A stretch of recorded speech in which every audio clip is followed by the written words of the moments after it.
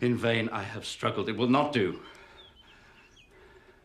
My feelings will not be repressed. You must allow me to tell you how ardently I admire and love you.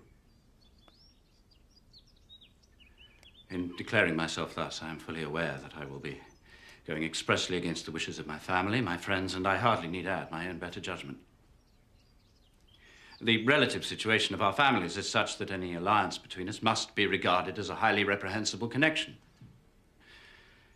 Indeed, as a rational man, I cannot but regard it as such myself, but it cannot be helped. Almost from the earliest moments of our acquaintance, I have come to feel for you a passionate admiration and regard, which, despite all my struggles, has overcome every rational objection, and I beg you most fervently to relieve my suffering and consent to be my wife.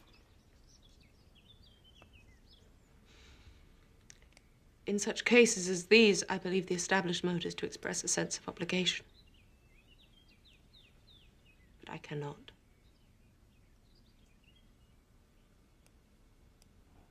I have never desired your good opinion, and you have certainly bestowed it most unwillingly. I'm sorry to cause pain to anyone, but it was most unconsciously done, and I hope will be of short duration.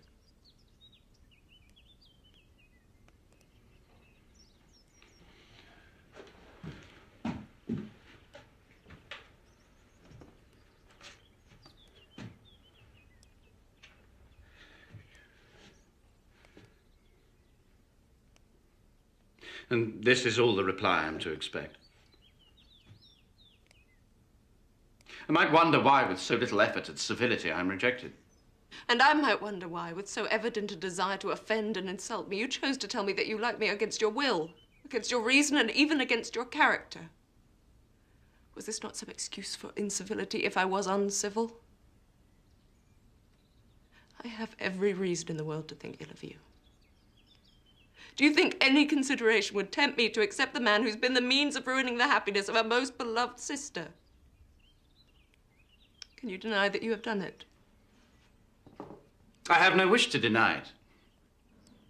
I did everything in my power to separate my friend from your sister, and I rejoice in my success. Towards him, I have been kinder than towards myself. But it is not merely that on which my dislike of you is founded. Long before it had taken place, my dislike of you was decided when I heard Mr. Wickham's story of your dealings with him. How can you defend yourself on that subject? You take an eager interest in that gentleman's concerns. Who that knows what his misfortunes can be can help feeling an interest in him? His misfortunes, yes, his misfortunes have been great indeed. And of your infliction. You have reduced him to his present state of poverty, and yet you can treat his misfortunes with contempt and ridicule.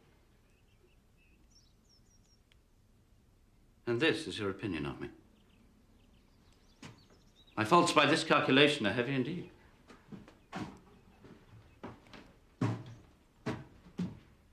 But perhaps these offenses might have been overlooked had not your pride been hurt by the honest confession of the scruples which had long prevented my forming any serious design on you.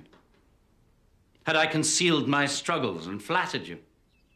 But disguise of every sort is my abhorrence. Nor am I ashamed of the feelings I related. They were natural and just. Could you expect me to rejoice in the inferiority of your connections? To congratulate myself on the hope of relations whose condition in life is so decidedly below my own?